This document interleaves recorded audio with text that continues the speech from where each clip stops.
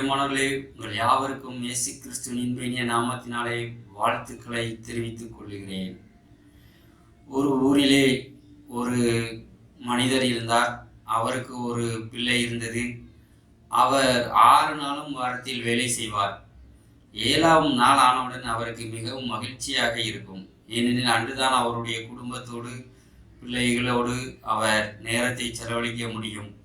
ஆகவே அந்த நாளில் அவர் காலையிலேயே எழுந்து விடுவார்.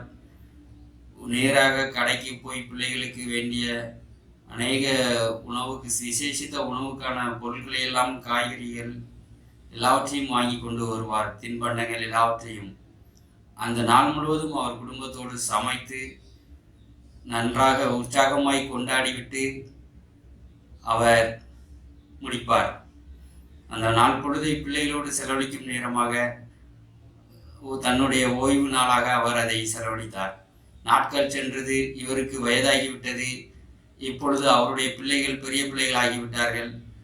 அவருடைய பிள்ளைகள் இப்பொழுது வேலைக்கு செல்கிறார்கள். இவரோ வேலையிலிருந்து ஓய்வு பெற்றுவிட்டார். வீட்டில் தனிமையாக இருக்கிறார். இப்பொழுது அவருடைய பிள்ளைகள் அதே போன்று அவரை பார்த்து, அவர் எப்படி ஓய்வு நாளை செலவழித்தாரோ அதே போல அவர்களும் செலவழிக்கிறார்கள். அதே வேளையிலே இந்த தகப்பனையும் பார்க்க வருவார்கள். தகப்பனோடு அவர்கள் அந்த ஓய்வு நாளிலே நேரத்தை செலவழிப்பார்கள். ஒருவேளை ஏதாவது ஒரு வாரம் இந்த தகப்பனை பார்க்க வர முடியவில்லை என்று சொன்னால், அந்த தகப்பன் தனிமையிலே தேடிக்கொண்டே இருப்பார்.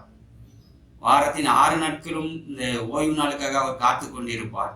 என்னுடைய பிள்ளைகள் 6 நாள் வேலைக்கு செல்கிறார்கள், 7ஆவது நாள் என்னை பார்க்க வருவார்கள் என்று சொல்லி ஒரு மிகுந்த எதிர்பார்ப்போடு மகிழ்ச்சியோடு தன்னுடைய பிள்ளைகளுக்கு என்னென்ன சொல்ல வேண்டும், என்னென்ன செய்ய வேண்டும், என்னென்னபடி உபசரிக்க வேண்டும், மகிழ்ச்சிப்படுத்த வேண்டும், சந்தோஷப்படுத்த வேண்டும் என்று சொல்லி பல திட்டங்களை போட்டு அவர் வைத்திருப்பார். ஏதாவது ஒரு வாரம் வரவில்லை என்று சொன்னால் அந்த பிள்ளைகளுக்கு அந்த நன்மைகள் கிடைக்காமல் போகும். ஆம், தகப்பன் வேலை பார்த்துவிட்டு ஓய்வு எடுக்கும் பொழுது பிள்ளைகள் தகப்பனுக்காக காத்திருந்தார்கள். இப்பொழுதோ தகப்பன் பிள்ளைகளுக்காக காத்திருக்கிறார். ஆம் பிரியமானவர்களே, இதைதான் நம்முடைய தேவனும் நமக்கு செய்து கொண்டிருக்கிறார். இந்த தகப்பனை போல ஆதியிலே 6 நாட்கள் இந்த பூமியை எல்லாம் தேவன் உண்டாக்கிவிட்டு 7ஆம் நாளை ஓய்ந்திருந்தார்.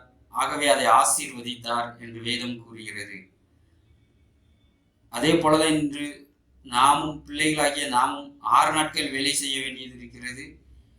உலகத்தில் நமக்கும் சில கிரியைகளை செய்ய வேண்டியது இருக்கிறது. ஆனால் 7ஆவது நாள் நமக்கு ஓய்வு நாள். இந்த தகப்பனை பார்க்க போகிற ஒரு நாள், தகப்பனுடைய ஆசீர்வாதத்தை பெற்றுக்கொள்ளக்கூடிய ஒரு நாள், ஓய்வு நாளாய் அவர் நமக்கு அருளி இருக்கிறார் என்று வேதம் சொல்லுகிறது.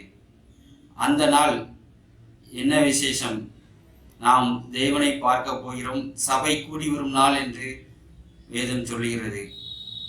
அதில் இன்னும் மிக முக்கியமான ஒரு விசேஷம் என்று சொன்னால், அது நமக்கும் தேவனுக்கும் அடையாளமா? என்ன அடையாளம்? நீ இஸ்ரவேல் புத்திரரை நோக்கி, நீங்கள் என் ஓய்வு நாட்களை ஆசரிக்க வேண்டும், உங்களை பரிசுத்தப்படுத்துகிற கர்த்தர் நான் என்பதை நீங்கள் அறியும்படி இது உங்கள் தலைமுறை தோறும் எனக்கும் உங்களுக்கும் அடையாளமாயிருக்கும். தேவன் தான் நம்மை பரிசுத்தமாக்குகிறவர். அவர்தான் நம்முடைய தேவன் என்பதற்கு இந்த ஓய்வு நாள் ஒரு அடையாளமாம். ஒருவேளை நாம் இந்த ஓய்வு நாளை ஆசரிக்காமல் நம்முடைய மற்ற வேலைகளை நாம் செய்வோம் என்று சொன்னால், தேவனை காட்டிலும் நமக்கு இன்னொரு முக்கியமான ஒரு காரியமோ நபரோ நமக்கு இருக்கிறார்கள் என்று அர்த்தமாகிறது. ஏனெனில் இந்த ஓய்வு நாளை நமக்கும் தேவனுக்குமான ஒரு உறவாக தேவன் அடையாளப்படுத்தி இதை வைத்திருக்கிறார்.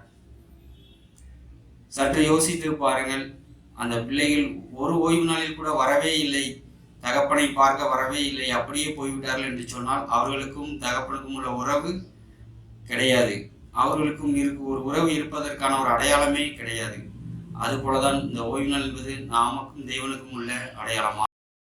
அன்பு இல்லாத உலகில் அன்பை தேடி அலைந்தேன், அன்பு இல்லாத மனிதரின் அன்பை தேடி வந்தார் இயேசு.